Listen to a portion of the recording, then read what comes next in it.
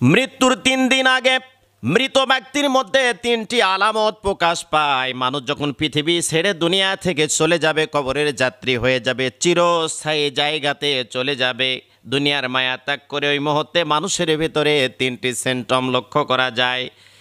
১ নম্বরে হলো খাবার দাবার বন্ধ হয়ে যায়, পরিবর্তন হয়ে যায়।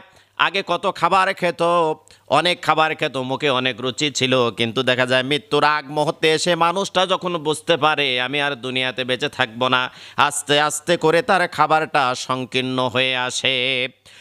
২ নম্বরে মানুষের কথার ভিতরে ভিন্নতা দেখা যায়। আগে জুড়ে কথা বলতো, দাপট দিয়ে কথা বলতো, অহংকার দিয়ে কথা বলতো, অহংকারের সাথে কথা বলতো, কিন্তু মানুষটা দেখছে দুনিয়ার মায়া ত্যাগ করে চলে যাব, মানুষের কথার ভয়েসটা আস্তে আস্তে নর্মাল হতে শুরু করে।